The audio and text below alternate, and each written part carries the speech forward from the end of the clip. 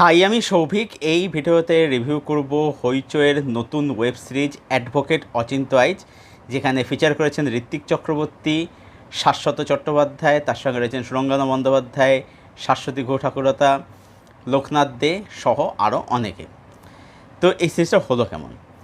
এই সিরিজের গল্পটা যদি সামান্য একটু করে বলি, এখানে দেখানো হচ্ছে যে পাবলো বলে একটি ছেলে খুন হয়েছে এবং তার বাড়ির লোকেরা সন্দেহ করছে যে তাকে খুনটা করেছে তার বউ, যে ক্যারেক্টার হচ্ছে সুরঙ্গনা।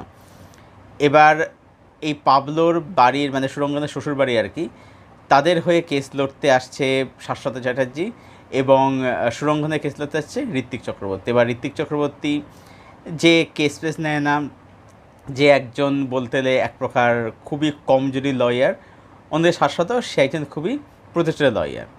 এবার পরবর্তীতে কী হচ্ছে জানতে হলে তোমাকে হইচইতে গিয়ে 7 এপিসোড সিরিজটা দেখতে হবে, যেখানে প্রতি রান টাইম হচ্ছে 25 মিনিটের মধ্যে, লাস্ট এপিসোড হচ্ছে 28 মিনিট, 30 মিনিটের কাছাকাছি আর কি। ভালো দিক আছে, খারাপ দিক কী আছে? বিলিভ মি, আমার কাছে এই সিরিজের জন্য ভালো দিক সেভাবে একদমই নেই। খুবই সামান্য কিছু পজিটিভ দিক রয়েছে, নেগেটিভ দিক মেনলি আলোচনা হবে। পজিটিভ দিক যেটা, সেটা হচ্ছে যে প্লটটা কিন্তু মন্দের ভালো, ঠিক আছে? মানে এরকম গল্প এর আগে দেখে ফেলেছি। জলিল এলবি 2 বা ক্রিমিনাল জাস্টিস থেকে ইন্সপিরেশন নিয়েছে, সেটা ঠিক আছে, অসুবিধা নেই। প্লটটা কিন্তু মোটামুটি ভালোই, খারাপ নয়, মন্দের ভালো। দ্বিতীয় পজিটিভ দিক হচ্ছে যে সিরিজের মধ্যে ঋত্বিক এবং শাশ্বতবাবু দুজনের কিন্তু পারফরমেন্স কিন্তু বেশ ভালো। এনারা দুজন যেহেতু খুব ব্রিলিয়ান্ট অ্যাক্টার, যার ফলে এরা কিন্তু স্ক্রিপ্ট বা স্ক্রিন প্লে যেমনই হোক না কেন, এরা কিন্তু শাইন করে যায়। এছাড়াও সুরঙ্গনাকে খারাপ লাগে না, ঠিকঠাক লেগেছে তাকে। শাশ্বতী ম্যাডামকেও বেশ ভালো লাগে আর কি, লোকনাথবাবুকেও বেশ ভালোই লাগে। পারফরমেন্স মোটামুটি এখানে মানে কয়েকজনের কিন্তু বেশ ভালোই আর কি। প্রোডাকশন ভ্যালু ভালো, বিজিএমের কাজ ডিসেন্ট, ক্যামেরার কাজ, কালারের কাজ, মেকিং এগুলো কিন্তু মন্দ নয়। এই হলো সিরিজের মধ্যে কী কী আমার কাছে পজিটিভ লাগলো। এবারে আমি আসবো সিরিজে আমার কাছে কী কী নেগেটিভ লেগেছে।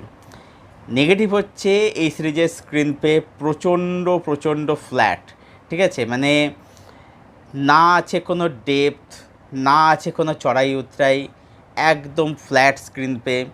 ঋত্বিক চক্রবর্তী কেন সুরঙ্গনার কেসটা নিচ্ছে, তারপরে হচ্ছে কেন তার মধ্যে ট্রান্সফার আসছে, কোনো তার ডিটেলিং নেই, ডেপথ নেই, কোনো বিল্ড আপ নেই, কিচ্ছু না, জাস্ট হয়ে যাচ্ছে। এবং তার সাথে সাথে এই যে একটা স্টোরি টেলিংয়ের ফরম্যাট, যে বিপক্ষের যে উকিল, ঠিক আছে, সে সবসময় ওভার পাওয়ার করছে, সে এবং যে প্রোডাকশন উকিল সে কিছুই বলছে না, চুপচাপ রয়েছে, হঠাৎ করে সে মানে একদম বিশাল জেগে উঠছে, একটা ব্লাস্ট হচ্ছে আর কি, ঠিক আছে? বা একদম প্রথম দিকে কিছুই বলছে না, মানে কোনো ইনফরমেশন দেওয়া হচ্ছে না, লাস্ট থেকে সব কিছু মানে গড়গড় করে বলছে। এই স্টোরি টেলিং বা এই ধরনের কোর্টরুম ড্রামা, সেটা আজকের দিনে সত্যি বলতে একদমই চলে না। মানে সেদিক থেকে দেখতে গেলে এটা না হতে পেরেছে ক্রিমিনাল জাস্টিস, না হতে পেরেছে জলিল এলবি, আর বাদ বাকি সিফেক বান্দা কাফিয়ে দামিনীগুলো ছেড়ে দিলাম আর কি, কোনোটাই হতে পারেনি আর কি।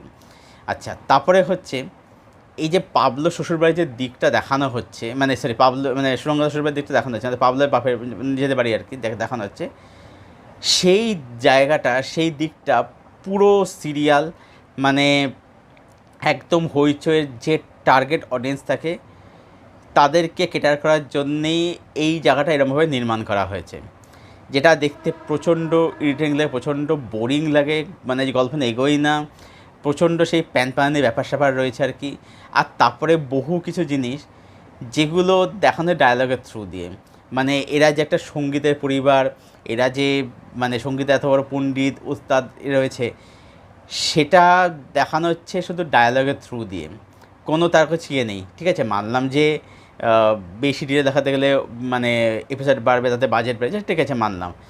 কিন্তু সেটা দেখানোর পদ্ধতিও আছে একটা, সব কিছু দেখে ডায়লগ, কোনো এক্সপ্লেনে কিচ্ছু নেই, জাস্ট দেখে যাচ্ছেন। তো সব মিলে বলে। আর তারপর একটা কথা হচ্ছে, সেটা হচ্ছে যে মানে কোন ফ্যামিলিতে, কোন বাড়িতে মানে ছেলেরা দামি বাড়ির মধ্যেই আর কি, ঠিক আছে, বাড়ির মধ্যে দামি কুর্তা পাঞ্জাবি পরে থাকে বা মহিলারা দামি গয়না শাড়ি পরে থাকে, এটা একমাত্র আমি দেখতে পাই যে আমাদের এখানে দেখানো, আমাদের এখানে সিরিয়ালগুলো দেখানো হয়, দেখতে পাই আমরা ছেলেরা সব দামি পাঞ্জাবি কুর্তা পরে থাকছে, দামি ইয়েতে মেকআপ করে থাকছে, মহিলারা দামি শাড়ি গয়না পরে থাকছে।